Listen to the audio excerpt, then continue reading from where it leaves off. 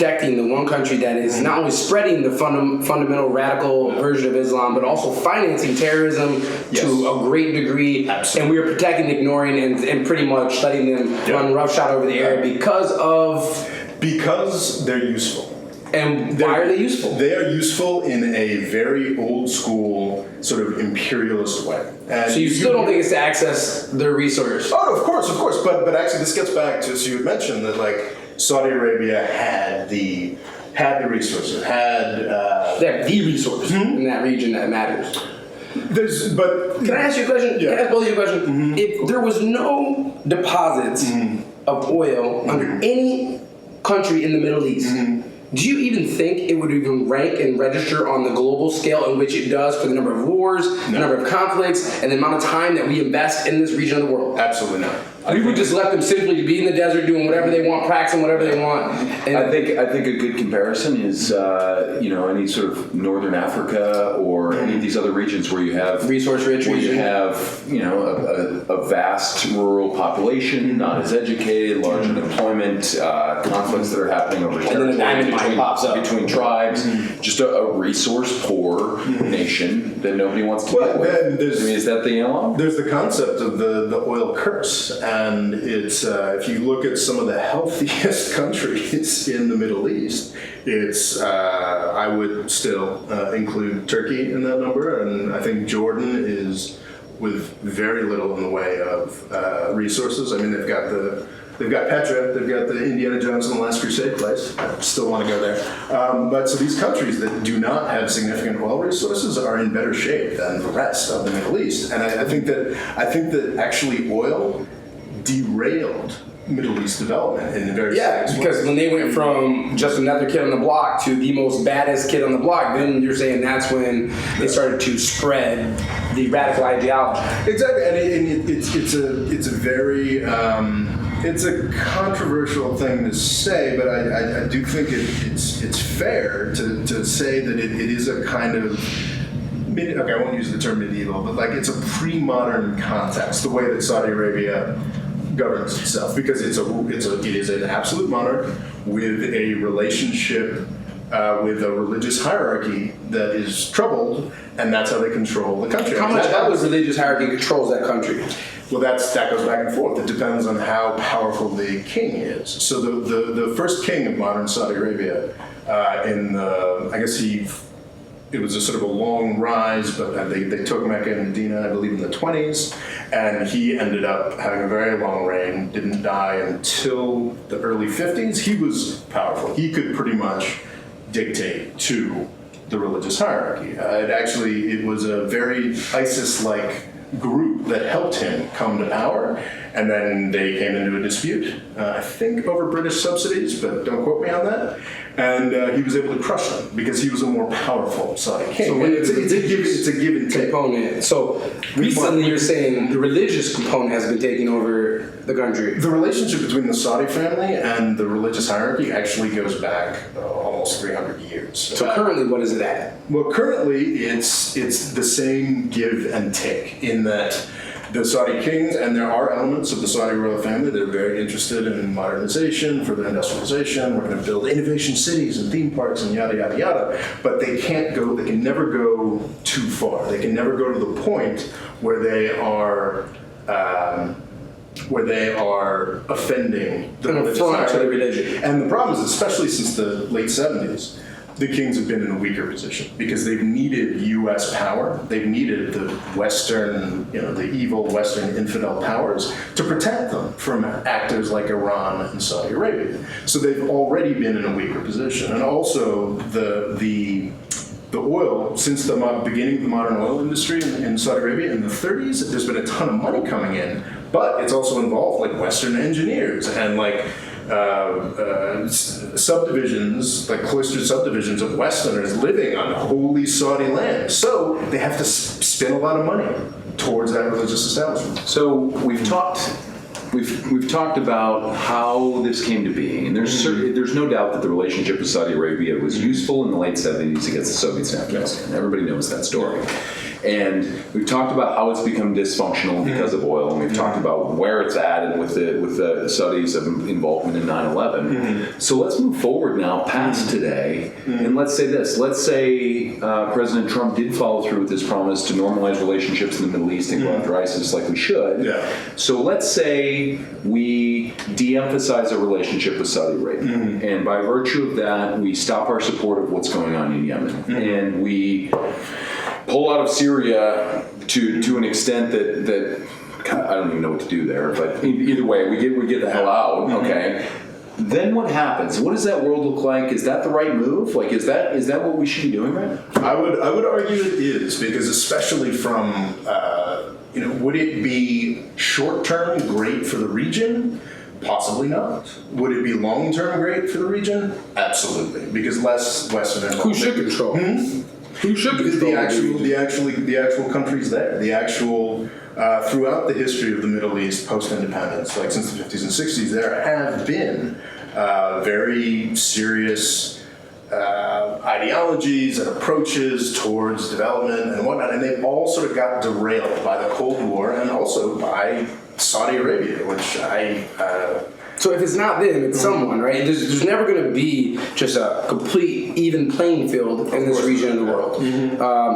Who is going to take the lead? Right now, from what you're saying, and if I'm to believe everything that you've put down in video and writing, that Saudi Arabia is our puppet, essentially, and we're not going to spank them. We're not going to take away their money. We're not going to, we should. Sure, we should. We haven't. We're not doing that, and as a result, you're saying it's helped spread fundamental terrorism and through their extreme religious beliefs. Who should run the show? Who should be getting the support? Someone in that region has to take up the I think it should be the same people who organized Coachella, because they did a hell of a job. Out in the desert, they know how to throw parties. Put up a do-lab right in the middle of it. That's a good one. God, you gotta be sick, dude. That is a good. Lady Gaga would break all their fucking feminist issues, dude, wide open. There you are. Yeah, dude. Well, I Get a little nipple slip by Janet. The fucking guys would be going crazy. I mean, who knows? I mean, it could be that simple. But there are clearly cultural differences between what goes on in here and what goes on in Saudi Arabia, and that's their sovereign country, and that's like we might disagree, and we might think that their social order is backwards and their women's rights are near the bottom in the world. While many of those things are and probably true, those reasons aren't necessary really for us to keep involved and try to shape who they are as a country. Yeah, I agree. That's my opinion. Just like I think states should have rights in the U.S. over their own decisions on social policy, I think sovereign countries should too, and that seems like a no-brainer. Well, Ray asked a very interesting question about who would be the power in the Middle East, and I think it'll be the powers for 500 to 1,000 years, depending on who you're talking about. Certainly since the 1500s. Iran, Israel? Well, not Israel. But Those two can't even fucking talk to each other. How are they going to run shit? But it was Iran and Turkey. Iran and Turkey ran the Middle East for 500.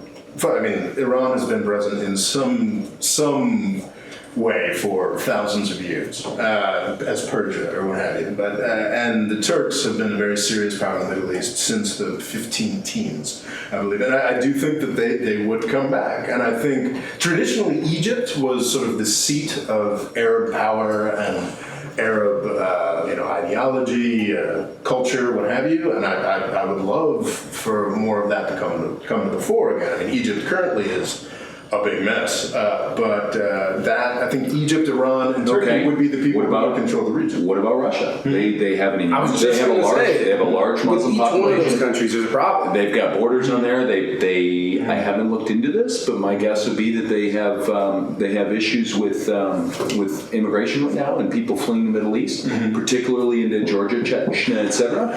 Do you think they have enough vested interest to become a large regional player there? No. I absolutely don't. And that gets to something that I talk about a lot. I think that the threat and power of Russia is dramatically oversold. I think why they are going so hard for Assad is because that was the sort of thing they liked. He was reliant. He lets them use a naval base. He's one of, 2 or 3 countries that Russia can seriously rely on in the world. But as far as like taking a more serious sort of control, or it's They're not in nation building, is what you're saying. No. They don't have. You need a lot of resources, And Vladimir needs his 20% off the top. their economics Exactly. are tied to the same economics that the Saudi Arabia. Saudi Arabia's economics are tied to the same economics as Russia in some ways. As much of as you know, I think any problem in the world can be solved by more education. But I think in this region of the world, I think the 2 problems at play here most likely won't get solved. One is religious rights and religious freedom, and the other is money, resource, oil money, basically the power associated with that resource. You have 2 things here that have started pretty much every war that's ever been waged in this world. Religion and power and money. Well, Give me another example. Give me another example. Power, yes, power. Of course, they're the same things. We equate. They're basically they're interchangeable at this point. So my point is you're never going to solve, like I said, with like Iran and Israel. It's a religious at the base, a religious problem. In the Middle East, this is a Sunnis, Shiites, certain sects of Muslims. You're not going to tell someone who believes something their entire life for all the generations. No, you can't believe that anymore. This is the same issue we have in this country with religious issues. Is that we think we can dictate to other people what they believe religiously in our laws. You can't do that. This is not going to be solved by any one entity. I would argue that religious conflict, to a degree, is a given. Yes, people are not going to agree on certain things, but I really don't like well, it's been centuries of conflict and millennia of yada yada, and there's nothing we can do, because it's simply not true. As far as the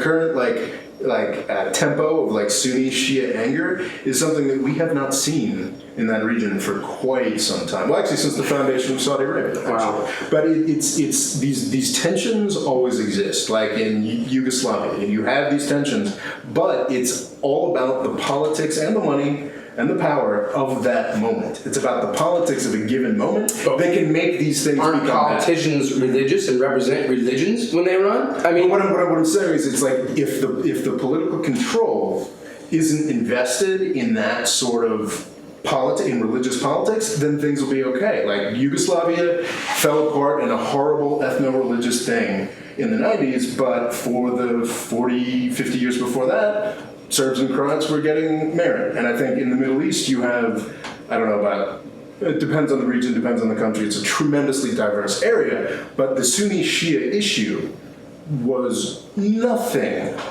like nothing compared to what it is today. Like if we hadn't gone into Iraq, Sunni and Shia would not be. I think that is, it's the politics. I disagree. I disagree. Saddam Hussein was a Sunni, and they were a minority in that country, and they ruled with an iron fist over another section of that religion, Shiites, and the Kurds. They were killing. I mean, it was bad for a long time. So of course, as soon as he gets dethroned, the Shiites are like, "Oh, it's our time now to lay down the fucking noise, to lay down the rain." This isn't something that this isn't every government and institution. It is completely to the core of an individual what your religious beliefs are. And right now in the Middle East, you have tons of conflicting religious dynamics. And how does this? But I would contend that I don't minimize the conflicting religious dynamics, that they simply would not be expressed on this level, with this violence, with this anger, with this.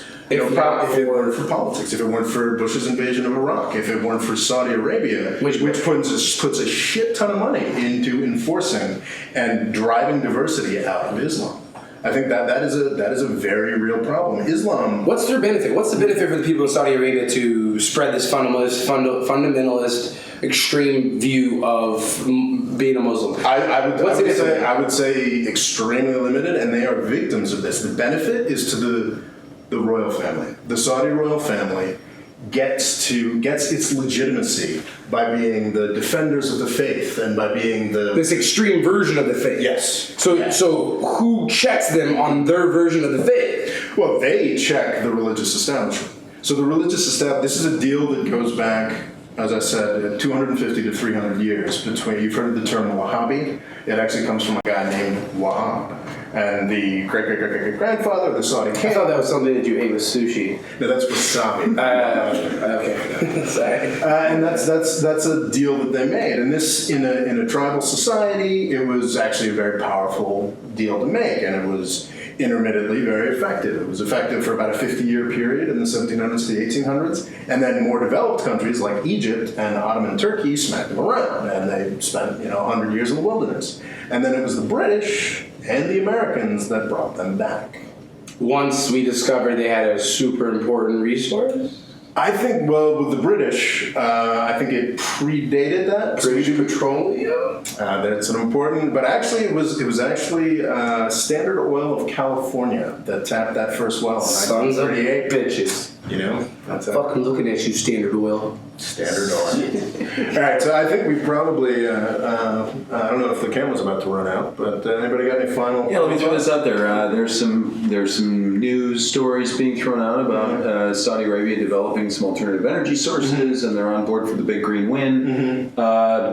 Ray, any impact there? Do you think it's I do. I think you mentioned 2014 as being a time period where you saw them start to lose some of their power. I think that's not a coincidence that as a country, not only the United States, but Europe is ahead of us by a good 20 or 30 years, we are seeing a shift dramatically from fossil fuels to renewable sources of fuel, trying to create a more stable, sustainable society. There's no question that's going to help.